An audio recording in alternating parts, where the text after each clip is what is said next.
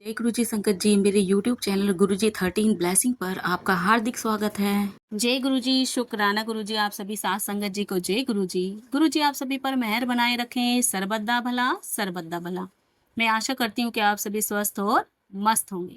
संगत जी, जैसे कि आज का दिन हमारे लिए बहुत ही पावन दिन है और आज गुरु जी का जन्मदिन है और आज के ही दिन हमारे प्यारे गुरुजी इस धरती पर मानव रूप लेकर अवतरित हुए थे।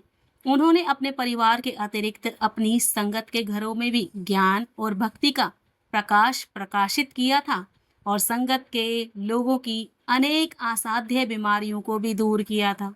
वह मानव रूप में एक अवतारी पुरुष थे जिन्होंने मानव समाज के उद्धार के लिए ही मानव रूप धारण किया ताकि वह जनसाधारण में आसानी से पहुंचकर उनकी परेशानियों को सदा के लिए समाप्त कर सके। गुरुजी के विषय में लिखना और बताना हमारे वश की बात नहीं है, क्योंकि उनके विषय में लिखने के लिए शब्द कम पड़ जाएंगे और हमारी लेखनी भी लिख नहीं पाएगी। ऐसे ही उनके विषय में बताते समय हमारी जीवा भी एक बार के लिए रुक जाएगी, लेकिन हमें उनके गुणगान करते हुए रहना चाहिए और हम उनके गुणगान करते हुए नहीं थकेंगे। संगत जी, गुरु जी कौन है और हमारे लिए क्यों जरूरी है? ऐसा प्रश्न अक्सर हमारे दिमाग में आ ही जाता है। तब हमें कबीरदास जी द्वारा रचित वह दोहा, जिसमें वह स्वयं कहते हैं कि गुरु गोविंद दऊ खड़े काके लागू पाए, बलिहारी गुरु आपने जिन गोविंद दियो मिलाए। कि गुरु जी की महत्ता हमारे जीवन में कितनी महत्वपूर्ण है, उनके जरिए ही हम भगवान के दर्शन कर पाते हैं। गुरु ही हमारे जीवन की दिशा निर्धारित करते हैं ताकि हमारा भविष्य उज्जवल हो सके। इसी तरीके से डॉक्टर APJ अब्दुल कलाम, जिन्हें कौन नहीं जानता, उन्होंने भी कहा है, मैं जीवन जीने के लिए अपने पिता का ऋणी हूँ, लेकिन अच्छा जीवन जीने के लिए अपने गुरु का ऋणी सच्चा ऋणी हूँ। और इसी तरीके से श्रीमद् भागवत गीता में चौथे अध्याय के 34वें श्लोक में श्री कृष्ण जी भी अर्जुन को गुरु की महत्ता समझाते हुए कहते हैं, हे पार्थ, तत्वदर्शी ज्ञान को समझो। उन ज्ञानियों को भली भांति दंडवत प्रणाम करने से, उनकी सेवा करने से और कपट छोड़कर प्रश्न करने से वे परमात्म तत्व को भली भांति जानने वाले ज्ञानी महात्मा तुम्हें उस तत्व से उपेक्षित करेंगे। गुरु कौन होता है संगत जी? जो हमें ज्ञान, आदर्श, प्रेम, सहयोग और आत्मा को बदलने का कार्य करवाता है। हमारा यह कलुषित तन और मन गुरु की शरण में जाकर चमक उठता है और फिर गुरु की कृपा के द्वारा व्यक्ति को प्रसिद्धि प्राप्त होती है। जैसे भगवान बुद्ध ने अंगुलीमाल डाकू को दिशा निर्देश दिए थे और उसका जीवन बदल गया था। इसी तरीके से रत्नावली, जो कि तुलसीदास जी की पत्नी थी, और रत्नावली के फटकार के कारण ही तुलसीदास के मन में वैराग्य की स्थिति जागी और वह ऐसे सिद्ध पुरुष साबित हुए कि आज हम उनके द्वारा लिखी जाने वाली श्री रामचरितमानस पढ़ते हैं। संगत जी, गीत श्रीमद् भागवत गीता के अनुसार गुरु शब्द 2 अक्षरों से मिलकर बना है। पहला है गु मतलब अंधकार और दूसरा है रू मतलब ज्योति। अज्ञान रूपी अंधकार को दूर करने में सहयोग करे, वही सच्चा गुरु है। हिंदू धर्म में गुरु का स्थान हमेशा सर्वोपरि रहा है। भारत में कुछ महान गुरु हुए, जिनमें प्रमुख हैं महर्षि वेदव्यास, गुरु वशिष्ठ, विश्वामित्र, परशुराम जी, शौनक, महर्षि संदीपनी, आदि गुरु शंकराचार्य, गुरु द्रोणाचार्य, श्री कृष्ण, चाणक्य, जिन्हें हम कौटिल्य के नाम से भी जानते हैं, गुरु समर्थ रामदास जी, गुरु श्री रामकृष्ण परमहंस इत्यादि। और संगत जी, आज के वर्तमान गुरुओं की बात करें तो हमारे देश में आज भी धर्म के नाम पर अंधभक्ति बहुत है। अंधभक्ति की आड़ में कई ऐसे व्यक्ति भी गुरु के वेश में उठ खड़े हुए हैं जो अंदर से शैतानी प्रवृत्ति लिए हुए हैं। वह जनता को मूर्ख बनाकर भोले भाले लोगों के दिलों में जगह बना लेते हैं और फिर उन भोले भाले लोगों की श्रद्धा से खिलवाड़ करते हैं। अब प्रश्न उठता है कि हम उन्हें कैसे पहचाने? तो वह सिर्फ व्यक्ति पर ही निर्भर करता है कि वह अपना सच्चा गुरु कैसे धारण करे। संगत जी, आज का युग आधुनिक युग है और समय के साथ साथ व्यक्तियों ने भी उन्नति की है। आज के समय में मानव भी अंधभक्ति को छोड़कर प्रैक्टिकल गुरु की शरण में जाना चाहते हैं, जो उनके मन में चल रही समस्याओं का निवारण प्रैक्टिकल तरीके से ही करें और उनको अंधभक्ति के जरिए नहीं, यथार्थ के साथ, लॉजिक के साथ, प्रैक्टिकल प्रैक्टिकल चीजों के साथ ही जोड़ें।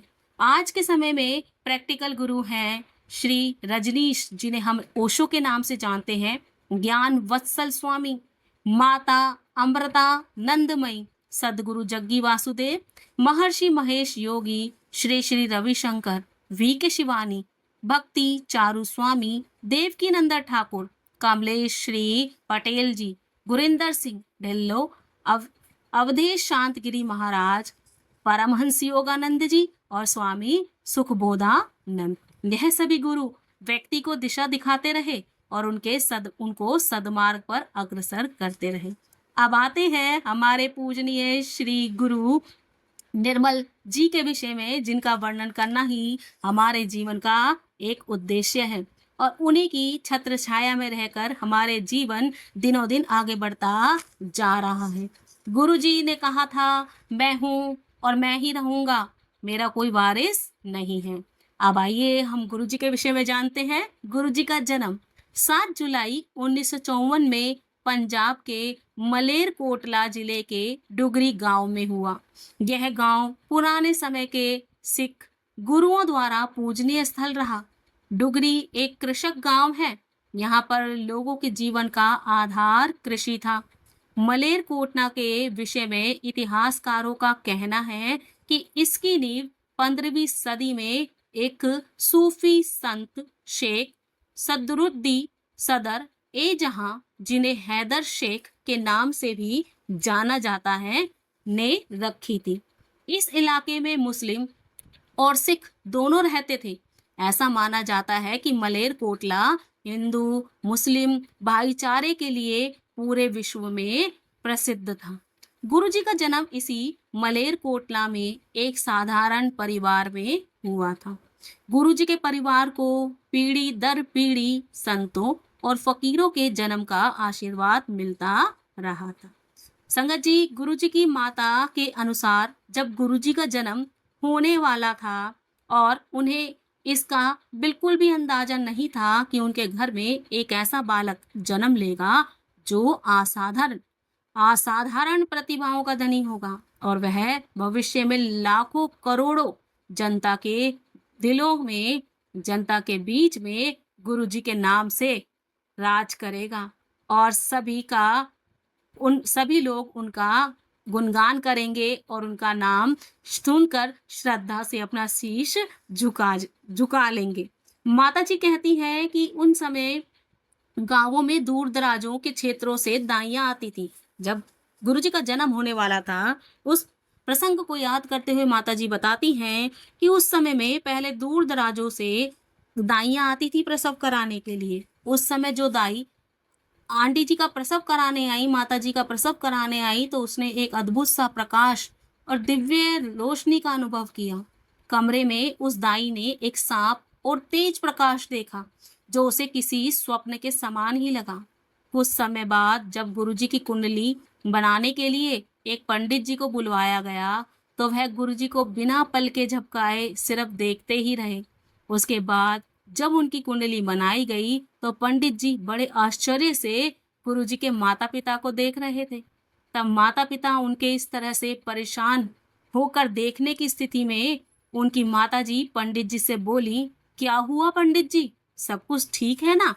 पंडित जी बोले, ईश्वर की माया वही जाने, यह बच्चा असाधारण है, विलक्षण प्रतिभाओं का धनी। यह सिर्फ आपके घर का नहीं बल्कि आने वाले समय में पूरे विश्व का होने वाला है। यह बच्चा धर्म से परे जाकर हर धर्म के लोगों को जोड़ने वाला होगा। हिंदू हो या मुस्लिम, किसी भी धर्म का हो, वह इस बालक के आगे श्रद्धा से अपना सिर झुकाएगा यह आपके मोहबंधन में ज्यादा समय तक नहीं बंध पाएगा।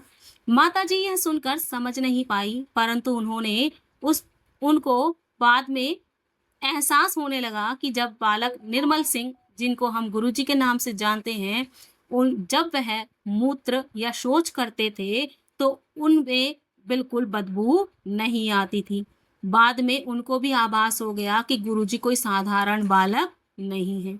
जब उनका स्कूल में प्रवेश कराया गया तो वह खेल कूद में ज्यादा रुचि न रखकर प्रकृति के साथ समय बिताते थे। वह पक्षियों को निहारते, झरनों को देखते। जब उनके मित्र उनसे पूछते कि क्या तुम इन सभी को इतने ध्यान से क्या देख रहे हो, तो वह बड़ी मासूमियत से बोलते, यह सब जीवित हैं और इनको देखना खुशी का एहसास दिलाता है। बच्चे सोच में पड़ जाते कि आखिर निर्मल क्या बोल गया, समझ नहीं आया। तब गुरुजी सिर्फ मुस्कुरा देते थे। चमत्कारी किस्से भी हुए। एक किस्सा है कि जब वे एक दिन तेज तूफान आने वाला था, बिजली कड़कड़ा रही थी और सब बच्चे यह देखकर घरों में चले गए। माताजी को निर्मल नहीं दिखा तो बच्चों से पूछताछ की। तब उनको एक पत्थर पर बैठे हुए ध्यान मग्न मुद्रा में वह दिखाई दिए। उनको ना तूफान का डर था, न बिजली का और ना ही बारिश का। दूसरा चमत्कारी किस्सा था। भाई बहन अक्सर साइकिल से स्कूल जाते थे। स्कूल खत्म होने के बाद सभी घर वापस आ जाते, परंतु निर्मल सिंह जी, जो कि हमारे प्यारे गुरुजी हैं, संत सेवादास के पास डेरे में चले जाते और अपने भाई बहन को बोल देते कि घर पर जाकर माता पिता को बता देना ताकि वो परेशान ना हो और मैं कुछ देर में लौट आऊंगा। जब उनसे वहां जाने का कारण पूछा जाता तो वह बोलते, मेरा मन वहां जाकर बहुत शांति का अनुभव करता है, मुझे वहां जाना अच्छा लगता है, मैं आम बच्चों जैसा नहीं हूँ। अब तीसरा चमत्कार सुनिए। उनके माता पिता उनको संत सेवादास जी के डेरे में ना जाने के लिए कमरे में बंद कर देते थे, लेकिन वह बड़े ही आश्चर्यचकित होते थे कि जब कमरे का दरवाजा खुला होता था और निर्मल सिंह वहां नहीं होते थे। जब देखा जाता तो वह डेरे में ही मिलते थे। चौथा चमत्कार बताया गया। निर्मल सिंह बच्चों के साथ खेलते खेलते ध्यान में चले जाते थे। वह समाधि में बैठे हुए मिलते थे। और एक बार तो यहाँ तक हुआ था कि एक बार परीक्षा के समय उनकी कक्षा के एक सहपाठी का पेन खत्म हो गया तो वह बड़ा परेशान हुआ। सहपाठी ने निर्मल सिंह से पेन मांगा तो उन्होंने भी असमर्थता जताई कि उनके पास तो केवल एक ही पेन है। अब सहपाठी परेशान कि वो पेपर कैसे लिखेगा। तब निर्मल सिंह ने उन सहपाठी का पेन खुद ले लिया और अपना अच्छा चलता हुआ पेन सहपाठी को दे दिया। अब सहपाठी तो अपना पेपर कर रहा था, लेकिन जैसे ही वह पेन निर्मल सिंह के हाथ में आया तो वह खराब पेन तुरंत ही चलने लगा और निर्मल सिंह ने उसी खराब पेन से पूरा पेपर किया।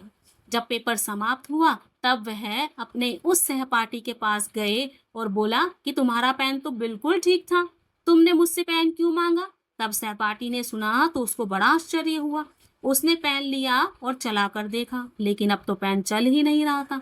फिर निर्मल सिंह ने वह पेन लिया और चलाया, वह तो चल गया। अब दोनों की समझ में नहीं आया कि हो क्या रहा है, क्योंकि चमत्कार ऐसे नहीं होते, उनके लिए समय लगता है। और यहाँ पर निर्मल सिंह जो खुद स्वयं एक बालक थे, उनको यह नहीं पता था कि वो इन सब शक्तियों के साथ ही धरती पर अवतरित हुए हैं। आगे एक और इंसिडेंट बताया है कि एक बार कक्षा में शिक्षक पढ़ा रहे थे। तब शिक्षक ने देखा कि निर्मल सिंह सीट पर बैठे हुए पढ़ रहे हैं और अगले पल जैसे शिक्षक की नज़र उस सीट पर पड़ी तो वह देखते हैं कि वह सीट तो खाली है, वहां पर निर्मल सिंह थे ही नहीं। ऐसे ही अनेक किस्से हमारे प्यारे गुरुजी से जुड़े हुए हैं। गुरुजी सर्वोच्च भगवान हैं, जिन्हें केवल गुरुजी के नाम से संबोधित करके परिभाषित नहीं किया जा सकता। वह एक दिव्य प्रकाश है जो अपने अनुयायियों को जीवन के कठिन मार्ग उतार चढ़ाव के माध्यम से उनका मार्गदर्शन कर रहे हैं। गुरुजी एक छोटी सी झलक भी भक्तों को मंत्रमुग्ध कर देती है और उनकी अतृप्त आत्मा को तृप्त कर देती है। बिना बुलाए कोई उनसे नहीं मिल सकता। वह चुंबक की तरह अपने आप को दिखाते हैं और हमें अपनी ओर खींच लेते हैं। असी शिव मैं ही शिव हूँ, सब कुछ कहा और मुस्कुरा देते थे। वह मानव आत्मा को सांसारिक जगत में आध्यात्म की ओर ले जाने वाले गुरुजी पृथ्वी पर भगवान शिव थे। उनके शरीर से गुलाब की खुशबू निकली। आज जब गुरुजी इस भौतिक जगत में नहीं रहे, तब भी उनके भक्त जब चाहे तो उनकी उपस्थिति को महसूस करने के लिए सुगंध को सूंघ सकते हैं। गुरुजी लाखों करोड़ों लोगों, उनकी संगत से जुड़े लोगों के परिवार, रिश्तेदार, दोस्त सभी को अपना आशीर्वाद देते हैं। कोई भी उनके पास से कभी खाली हाथ नहीं लौटा। गुरुजी के मंदिर, जो कि हम जिसे प्यार से बड़ा मंदिर कहते हैं, छतरपुर की सीमा के आसपास से जो भी व्यक्ति निकलता है, वह उस पर भी अपनी कृपा बनाए रखते हैं। गुरुजी सर्वज्ञ थे। वे जब भी जरूरत होती है, भक्तों को अपना आशीर्वाद देते रहते हैं, चाहे वह ब्लेसिंग के रूप में हो या फिर ड्रीम दर्शन के। गुरुजी ने 31 मई 2007 को महासमाधि प्राप्त की। हम उन्हें एक शरीर के रूप में जानते हैं, जो कि उनकी माया के कारण है, जो हमें ऐसा विश्वास दिलाने के लिए बहुत शक्तिशाली हैं। वह इस धरती पर हमारे प्यारे गुरुजी के रूप में अवतरित हुए और हमारा मार्गदर्शन किया। वह हमारे महाशिव हैं, जो अपने भक्तों की रक्षा के लिए जहर पीते हैं। वह सर्वशक्तिशाली, सर्वज्ञ और सर्वव्यापी हैं। उन्होंने हमें अपना अमृत, शबद और सत्संग के रूप में उपहार में दिया है। गुरुजी हमें कभी भी नहीं छोड़ेंगे। वह हमेशा विश्वास के साथ, हमेशा और हमेशा हमारे साथ मौजूद रहते हैं। वह स्वयं कहते थे, मैं हूँ, मैं ही रहूँगा। जब जब धरती पर पाप बढ़ेगा, मैं गुरु के रूप में आकर सबका कल्याण करूँ। संगत जी, पुरानी संगत तो सभी गुरुजी के विषय में जानती है, लेकिन जो नई संगत है उनको भी पता होना चाहिए कि हमारे गुरुजी आखिर है क्या। बहुत ही प्यारी जानकारी आज मैंने आपके साथ में शेयर की है और आशा करूँगी आपको ये जानकारी बहुत पसंद आई होगी। संगत जी, मेरे चैनल को लाइक एंड सब्सक्राइब कर लें ताकि आपको ऐसी ही जानकारी और प्राप्त होती रहे। और गुरुजी का बर्थडे है तो बर्थडे सॉन्ग से ही हम आज सत्संग का समापन करेंगे। Happy birthday to you. Happy birthday to you. Happy birthday to you. Guruji, happy birthday to you. May God bless you. जय गुरुजी। वो तो खुद ही गॉड है, हम क्या ब्लेस करेंगे भगवान को। मैं तो ये कहती हूँ कि जब भी वो किसी भी रूप में अवतरित हो, धरती पर आए तो गुरु रूप में ही आएंगे। उन्होंने कहा था कि वो जब भी आएंगे, जब भी नेक्स्ट बर्थ लेंगे, तो तब भी वो गुरु के रूप में ही धरती पर अवतरित होंगे। अब देखना यह है कि गुरु जी कहाँ पर अवतरित होते हैं। और आज मैं अपनी वाणी को यही विराम दूंगी। जय गुरु जी, शुक्राना गुरु जी।